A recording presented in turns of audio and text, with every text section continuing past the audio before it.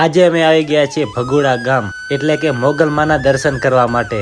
તો મિત્રો આજે આપણે જાણીશું મોગલમાનો ઇતિહાસ। તો અમારા વિડીયોમાં લાસ્ટ સુધી બન્યા રહેજો। ચાલો વિડીયોની શરૂઆત કરીએ।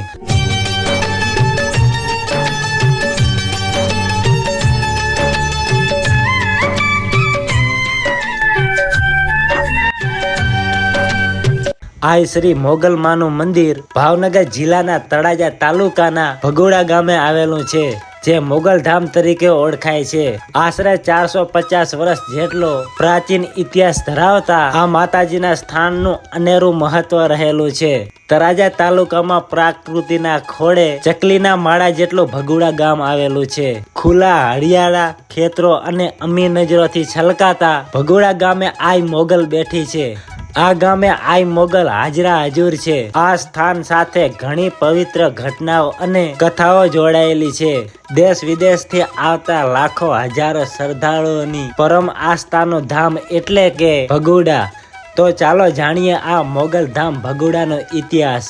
બપોરનું ટાણું સૂરજ નારાયણ ઉપર આવેલા ચૈત્ર વૈશાખનો ખૂબ જ તાપ એવે ટાણે 18 વર્ષની એક રાજપૂતની કન્યા અને નામ એનું સુજલબા ગામની સીમમાં પોતાના બાપુને ભાત દેવા માટે રાજપૂતની દીકરી એકલી નીકળી છે। પણ રાજપૂત અને ચારણની દીકરી હોય એને પોતાની મર્યાદાની ભાન હોય, એ સ્વાભાવિક જ છે।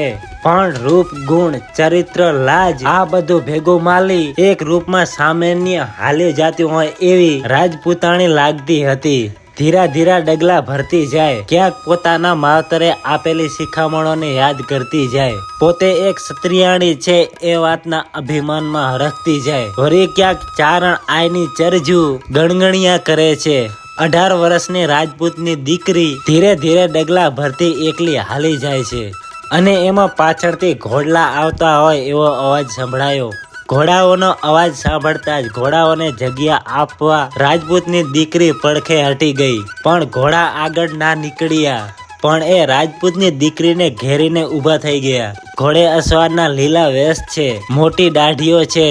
આવા ઘોડે સ્વારોએ રાજપૂતની દીકરીને ઘેરી લીધી છે અને એ ડરના મોભીએ નવાબે દીકરીને પૂછ્યું કે તું કોણ છો અને ક્યાં જાવ છો? ત્યારે એ દીકરી બોલી, મારું નામ સુજલબા છે, મારા બાપાનો ભાત લઈને જાઉં છું। ત્યારે નવાબ બોલે છે, આવા તારા રૂપ અને ઉઘાડા પગે આવા ધોમ તડકામાં તું તારા બાપ માટે ભાત લઈને જાય એ સારું ના લાગે। આવા રૂપ તો રાજાના મહેલમાં શોભે। આટલી વાત સાંભળતા સુજલબા સમજી ગઈ કે નવાબની નજર અને કહણ શું છે અને શું કહેવા માંગે છે। એણે સમજદારી પૂર્વક જવાબ આપ્યો, આપની વાત સાચી, પણ કોઈ દીકરીનું માગું નાખવું હોય તો એના બાપ પાસે વાત કરાય। અમારે રાજપૂતોમાં મર્યાદાનું પાલન કરવું પડે। અને ત્યારે નવાબ કહે છે, ક્યાં છે તારો બાપ અને નામ શું છે? ત્યારે સુજનબા કહે છે, મારા બાપુ વગડામાં ગાયો ચરાવે છે અને એમનું નામ સુરસિંહ વાઘેલા છે। તમે ત્યાં મારી સાથે ચાલો। આગળ સુજાનબા ચાલે છે, એની પાછળ નવાબનું 12 જણાનું ટોળું હાલતું આવે છે। આ બાજુ ઘોડાનો અવાજ સાંભળતા ઝાડના છાંયે સૂતેલા રાજપૂતના કાને પડે છે અને સામે નજર કરતા સામે સુજાનબા, એની પાછળ મુસલમાનોનો ડર આવતું દેખાતા સુરસિંહ પોતાની દીકરીને પૂછે છે, બેટા સુજાન, આ કોણ છે? ત્યારે સુજાન કહે છે, આ તો મહેમાન છે।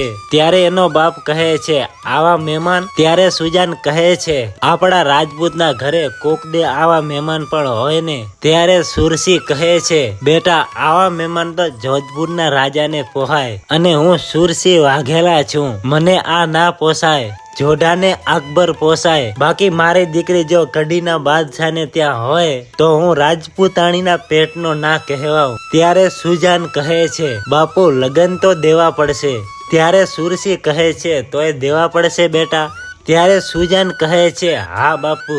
આટલી વાત સાંભળી સુરસિંહને થયું કે મારી દીકરી કોઈ દિવસ આવી વાત ના કરે, પણ કંઈક એણે રસ્તો શોધ્યો હશે। દીકરીની વાત માની સુરસિંહે લગ્નની તિથિ આપી કે આ તિથિએ તમે જાન લઈને આવજો। અહીંથી બાદશાહનું ડર કડી જવા રવાના થાય છે અને બાપ દીકરી પોતાના ઘરે પહોંચે છે।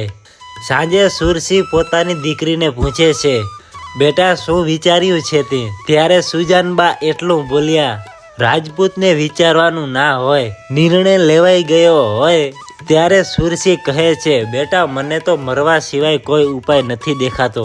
હવે તો બાપ દીકરીને ઝેર ઘોળવા સિવાય બીજો ઉપાય નથી લાગતો. ત્યારે સુજાનબા કહે છે, ભલે બાપુ ઝેર ઘોળી લઈએ, પણ બાપુ દરિયા બાજુ એક બે અવાજ કરીએ તો? મારી માં કાયમ દરિયા બાજુ ધૂપ ફેરવતી અને નાનકડો કાળા કપડાનો કટકો રાખતી, પણ બાપુ મને એનું પૂરું નામ નથી આવડતું. ત્યારે સુરસિંહ કહે છે, પણ દીકરી દરિયા બાજુ તો દ્વારકા વાળો રહે છે અને એ આવે ત્યાં સુધી તો બહુ મોડું થઈ જાય. દ્રૌપદીની સાડીનો છેડો દુશાસન તણાતો હતો, પણ એ છેક કેડથી છેડો નીકળવાની તૈયારી હતી. ત્યારે દ્વારકાધીશે ચીર પૂર્યા, બેટા એ ભીષ્મ પિતામહ જોઈ શકે, હું ના જોઈ શકું. ત્યારે સુજાનબા કહે છે, હા બાપુ આપની વાત સાચી, પણ હું એનું નથી કહેતી. ત્યારે સુરસિંહ કહે છે, તો બેટા આપણે મોતને મીઠું કરી લઈએ, આના સિવાય બીજો કોઈ રસ્તો નથી. ત્યારે સુજાનબા કહે છે, પણ બાપુ મારી માં કહેતી હતી કે જેદી રાજપૂતોને મર્યાદાની સંકટ પડે તેદી ચારણની દોષીઓને યાદ કરવી જોઈએ.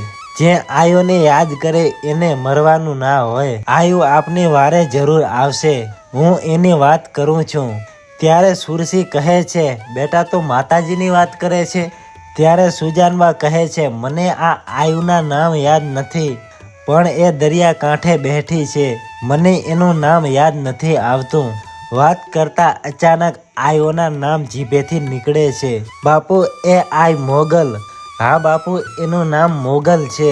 મારી માં કાયમ કહેતી હતી કે ભગવતી કાયમ સહાય કરશે અને કાયમ આયની ચરજુ ગાતી. આટલી વાત કરતા સુજાનબાની ભુજાઓ ફડફડવા માંડી અને શરીર આખું ધ્રુજવા માંડ્યું, કારણ કે અંતરથી જેદી સાજ થાય ત્યારે માણસનું રોમે રોમ કંઈક અલગ જ વર્તન કરતું હોય છે. અહીં વિરામ ગામ નજીકમાં નાનકડા ગામમાં રાજપૂતની દીકરીના અંતરનો સાદ સુણી આઈ મોગલ ઓખાથી રવાના થયા અને પલભરમાં કડીના બાદશાહને ત્યાં પહોંચી ગયા. કડીના બાદશાહને ઢોલિયેથી હેઠો પાડ્યો ત્યારે બાદશાહના મોઢેથી હે માં શબ્દ નીકળ્યો. માં શબ્દ સાંભળતા જ મોગલે કહ્યું, માં કીધું છે એટલે મારતી નથી, પણ તું ભાગ, તને ખબર પડે કે કોઈ ઉપર કપરી નજર નાખવાનું શું પરિણામ આવે છે. કડીનો બાદશાહ પોતાના મહેલથી ભાગવા માંડ્યો અને એની પાછળ મોગલ માં ચાલતા જાય છે. જંગલો, નદીઓ, ડુંગરો, શહેરો આ બધું પાર કરતા બાદશાહ ભાગતો જાય છે. ક્યાંક ઊભો રહે એટલે મોગલમાં આવતી દેખાય છે. ભાગતા ભાગતા એક ગોહિલવાડના ગામમાં બાદશાહ પહોંચે છે. ગામજનોને પોતે કડીનો બાદશાહ છે એવું કહીને બીવડાવે છે અને કહે છે કે પાછળ કોઈ બાઈ આવે છે, એને ન કહેતા કે હું અહીંયા સતાણો છું અને તમે લોકો આખા ગામને તાળા મારો. બાદશાહની વાત માની ગામના લોકો પોતાના ઘરની તાળા મારે છે. પાછળથી માતાજી આવીને બાદશાહ ક્યાં છે એવું પૂછે છે. ત્યારે ગામ લોકો ના પાડે છે કે અહીંયા કોઈ નથી આવ્યું, પણ માતાજી બધું જાણતા હોવાથી એક પછી એક બધા દરવાજાને તોડતા જાય છે અને જે બાદશાહ ઘરમાં છે એનું તાળું સૌથી છેલ્લે તોડે છે અને બાદશાહ પગે પડી માતાજીની માફી માંગે છે અને બીજી વાર આવી ભૂલ નહીં કરે એવું વચન આપે છે. માં શબ્દ સાંભળીને માતાજી તેને માફ કરીને જવા દે છે.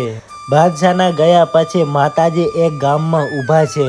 આઈનું રૂપ ફરી ગયું છે અને ભુજાઓ ફરકે છે. આખા ગામને ભેગું કરીને આઈ કહે છે કે આજ પછી આ ગામમાં કોઈ તાળું નહીં મારે. આઈની આ વાત સાંભળીને ગામજનો કહે છે કે માં જો તાળા નહીં મારીએ તો અમારા માલ સામાનની રક્ષા કોણ કરશે? આઈ કહે છે કે તાળા તો ઠીક, પણ દરવાજા બંધ નહીં કરો તો પણ ચાલશે, અને જો કોઈ પણ તમારો સામાન ચોરી કરશે તો હું એની આંખો ફોડીને નાખું તો હું મોગલ ના કહેવાઉં. આ તમને મારું વચન છે અને આજ પછી આ ગામનું નામ ભગુડા રાખજો, કારણ કે બાદશાહ ભાગીને અહીંયા આવ્યો છે. બાદશાહ ભગોડો કહેવાયો એટલે આજથી આ ગામનું નામ ભગુડા રહેશે. તમારી રક્ષા કરવા હું કાયમ અહીંયા બેઠી છું. એવું કહેવાય છે કે ત્યારથી આઈ ભગુડામાં બિરાજે છે.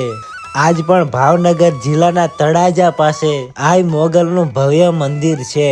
ત્યાં આજે પણ માતાજી હાજરા હજુર છે। મિત્રો આજે પણ ભગોડા ગામમાં લોકો દૂર દૂરથી માતાજીના દર્શન કરવા માટે આવે છે અને માને લાપસીનો પ્રસાદ ચડાવે છે। અહીંયા લાપસીનો પ્રસાદ ધરાવવાનો વિશેષ મહિમા છે। એમ કહેવાય છે કે માં મોગલને લાપસી અતિ પ્રિય છે। કહેવાય છે કે લાપસીનો પ્રસાદ લેવાથી તમામ મનોકામના પૂર્ણ થાય છે। ભગોડા ગામમાં અન્ન ક્ષેત્રની સેવા પણ ઉપલબ્ધ છે। માના દર્શને આવતા શ્રદ્ધાળુઓ અચૂક માનો પ્રસાદ લે છે। ભક્તો અહીંયા માતાજીને છોડ શણગાર અર્પણ કરે છે। મિત્રો તમે આવ્યા છો કે નહીં ભગોડા કોમેન્ટ કરીને જરૂર જણાવજો અમને। વિડીયો સારો લાગ્યો તો લાઈક શેર સબસ્ક્રાઈબ કરી દેજો અને કોમેન્ટમાં જય માં મોગલ લખી દેજો। મળીએ આપણે કોઈક નવા વિડીયોમાં।